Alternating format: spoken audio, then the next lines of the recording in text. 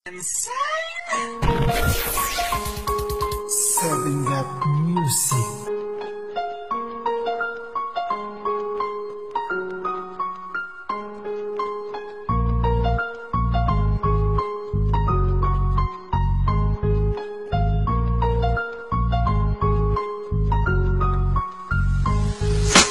Huwag ka nang matakot lumapag sa entablado, kahit na ang boses mo ay medyo sintonado.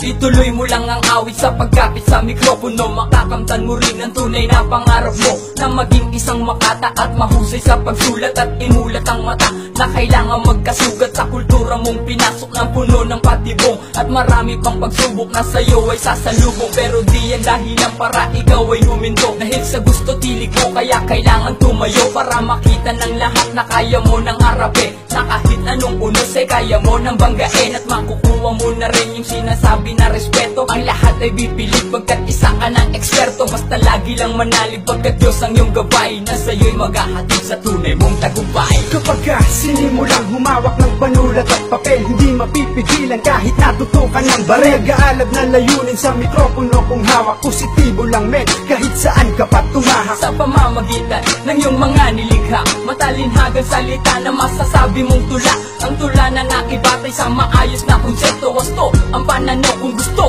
mo ng respeto. Lagot ka kapag ako na ang may hawak ng mikropono. Bistado na lahat ng maitim mo balak. Hinawakan ng pangarap at patuloy kong tinahak. Binagtas ko ang daan na puro putik at mabura. Aking palad na puro galos na sa kakasulat. Ang humubog sa twin sa entablado ay bubungad. Hindi nagpadaig mula sa mura kong edad. Hinarap kong mag-isa, ano man ang realidad. Maraming beses kang madarapa sa pagkabigo, pero ang mahalaga kung ilang beses tatayo. Dapat laging positibo ang iyong galawan. Kung minsan ang sarili mo, yun din ang iyong kalaban. Huwag mong hahayaan na iba ang maglimita. Walang sayang na tinta na parang obrang pinta. Laman ng bawat kanta ay isa puso mo palagi. Yan ang sikreto na nais ko na ibahagi. Kapag sinimulang humawak ng panulat at papel, hindi mapipigilan kahit natutukan ng barel. Gaalab na layunin sa mikropono kung hawak, positibo lang men kahit saan ka pa tumahak. Sa pamamagitan ng iyong mga nilikha, matalinhagang salita na masasabi mong tula. Ang tula na nakibatay sa maayos na konsepto. Wasto ang pananaw kung gusto mo ng respeto. Ngayong gamay ko na ang pagsulat sa aking kwaderno. Kahit na sinong demonyo, kahit hari sa impyerno, ay hindi kayang sirain mga awit kong likha. Pagkat nilalaman nito matalinhagang katagang. Gumuhuman nitong daan ang pipilitin kong lakaran, nang malaman ng lahat na meron na akong pangalan. Sa larangan kong tinahak, basagan man ang bungo, pero hindi to hihinto kahit na sinong bumunggo. Unang bahagdan, hakbang pasulong, walang atrasan. Habang lalong humihirap ay lalong ginaganahan.